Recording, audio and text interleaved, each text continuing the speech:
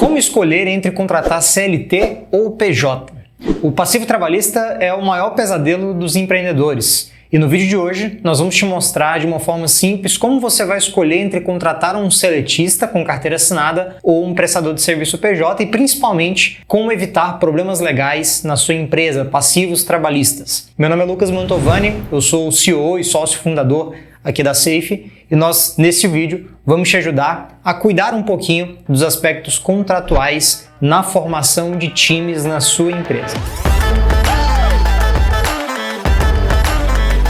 Muitas empresas de inovação e startups enfrentam a difícil decisão de escolher entre contratar funcionários com carteira assinada, regido pela CLT, pela Consolidação das Leis do Trabalho, e contratar prestadores PJ, o famoso contrato PJ. E essa dúvida surge muito em empresas de inovação e startups, principalmente porque a receita é mais escassa. São empresas geralmente que estão começando, que têm recursos mais escassos, e uma contratação CLT claramente gera custos maiores para as empresas, que além do salário que você vai pagar para o seu colaborador, você também tem que arcar com uma série de custos sociais, INSS, FGTS, alguns benefícios que a legislação trabalhista garante para os empregados, férias, 13º, tudo isso regido pela Consolidação das Leis do Trabalho, a famosa CLT. E é justamente por essa situação, por ser um custo mais alto, que as startups acabam optando por contratar prestadores de serviço na modalidade PJ, pessoa jurídica, geralmente utilizando um MEI,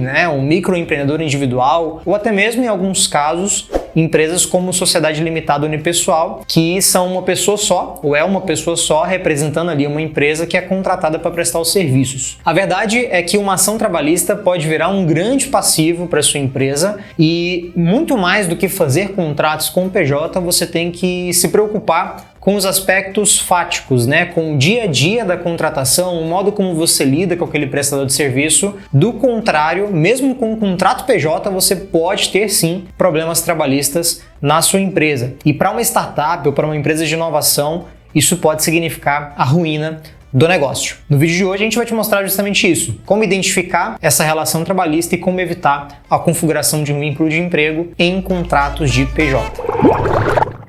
Nós já falamos que o contrato CLT tem uma série de implicações, de encargos sociais e custos adicionais que acabam onerando o caixa da empresa. A gente fez uma simulação, para poder mostrar para vocês o quanto isso pesa de fato no caixa de qualquer empresa. E para uma contratação em que você pagaria ali em torno de R$ 1.510 por mês, a gente teria no total, somando os encargos sociais e os custos envolvidos na contratação, sem benefício, sem vale transporte, sem plano de saúde, somando ali apenas a parte de provisão de 13º, um terço de férias, FGTS, INSS, uma empresa que contrate com esse salário base, na verdade, tem um custo adicional de R$ 2.147,56.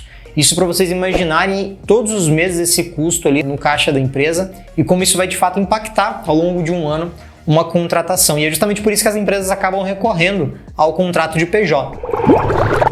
Agora falando muito mais sobre o que vai caracterizar efetivamente um contrato de emprego, e como você descaracteriza isso na prática para que isso não seja configurado e você não precise obrigatoriamente assinar a carteira de um empregado. É muito importante notar que a gente vai dar algumas recomendações aqui que não servem para você mascarar um vínculo de emprego. Aqui é uma recomendação para que você, em um contrato de PJ, não haja de modo equivocado ao ponto de fazer com que aquele contrato se configure como um vínculo de emprego, às vezes por um descuido, por ignorância.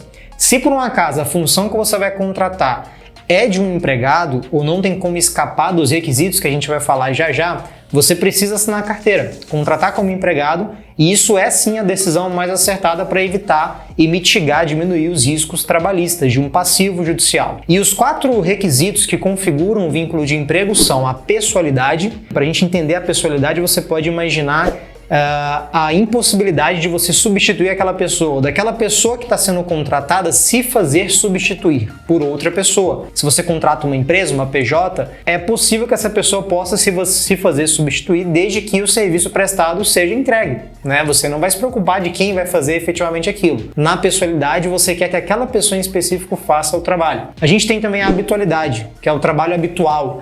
Não necessariamente de bater ponto ou de registrar uma jornada de trabalho, mas de haver uma continuidade, haver uma habitualidade daquele trabalho, né? Quando a gente fala de jornada de trabalho, de registro de ponto, a gente está falando muito mais do terceiro requisito de um vínculo de emprego, que é a subordinação. Se você dá uma autonomia para que aquele contratado possa definir a agenda dele, ou possa trabalhar nos horários que ele achar mais apropriados, obviamente resguardadas as proporções, a gente está falando de subordinação, ou seja, ele não é um subordinado direto da empresa, porque ele tem uma autonomia. E é muito sobre isso que a gente fala quando vamos descaracterizar o vínculo de emprego, de você tentar não indicar ou não tratá-lo como se ele fosse um subordinado. Um prestador de serviço PJ não é subordinado. Ele é um prestador de serviço que tem uma entrega a ser feita de acordo com condições que estão no contrato e ele vai fazer. Ponto. Por fim, o último requisito é a onerosidade, que é o mais difícil de descaracterizar porque é o pagamento efetivamente. Qualquer prestador de serviço que você contrata, você vai pagar um salário. E existem algumas práticas, pessoal, que a gente pode utilizar no dia a dia do negócio para que você evite a configuração de um vínculo de emprego. E vamos falar sobre elas agora. A primeira prática que a gente quer indicar para vocês é de você definir claramente quais são as atividades do colaborador, né? Assim você evita que essa abertura, essa definição genérica de atribuições acabe configurando algum tipo de subordinação, né? Você vai confiar efetivamente no colaborador para que ele realize as atividades. A segunda boa prática é você assegurar que o seu colaborador tenha a própria estrutura jurídica, que é o que a gente conhece como pessoa jurídica. Então, sim, é importante que, se você vai contratar como PJ, a outra parte contratada tenha um PJ, seja como um MEI, seja como uma limitada unipessoal, por exemplo. A terceira dica é garantir a liberdade para que o colaborador possa aceitar outros trabalhos. É muito comum que as pessoas queiram contratar como PJ e exijam uma exclusividade. Às vezes quase impossível você evitar que alguém trabalhe em outra função, você não pode efetivamente proibir, mas se você coloca expressamente no contrato que ele é exclusivo para sua empresa, as chances de configuração de algum tipo de subordinação são muito grandes. A quarta dica é você evitar de fornecer ferramentas e equipamentos para o colaborador ou o prestador de serviço PJ,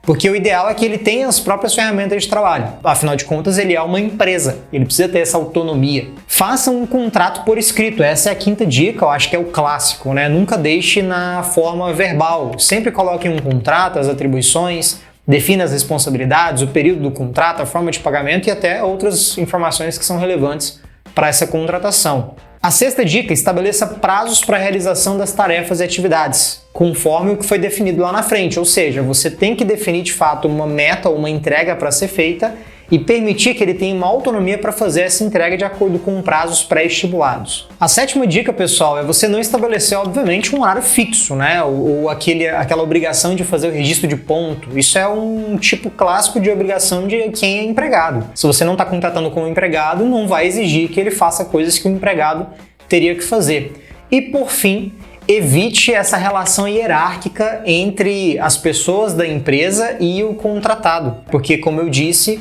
a subordinação é um dos requisitos do vínculo de emprego, você precisa descaracterizar essa subordinação na prática.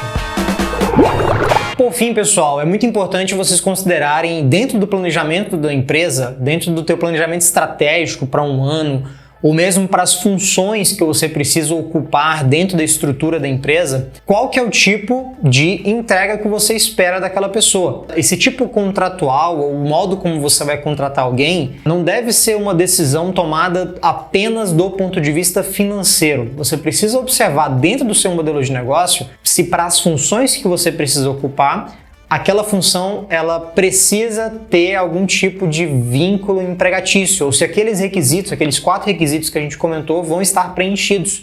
Porque se for o caso, é melhor contratar como CLT de fato e assinar a carteira, ainda que o custo seja mais alto. Essa, infelizmente, é a realidade do Brasil, é o cenário legal que nós temos aqui, a gente tem que lidar com ele, faz parte do risco Brasil, né, ou do custo Brasil. Você como empreendedor, como empreendedora, como fundadores de startups e empresas de inovação e tecnologia, precisa considerar esses aspectos para você evitar passivos judiciais, evitar de sentar em uma audiência trabalhista para responder um processo, às vezes até injusto, né, simplesmente porque você vacilou com relação a esses itens práticos da relação trabalhista, né? Então, ficam aí as dicas para vocês, espero que vocês tenham gostado do conteúdo, se inscrevam no nosso canal para poder acompanhar mais vídeos como este, com dicas práticas para você operar no teu negócio e aplicar no seu negócio e evitar, obviamente, que você tenha problemas e dores de cabeça. Esse é o nosso papel aqui na Safe. Acesse o nosso site, conheça as nossas soluções e venha conhecer o nosso back-office jurídico.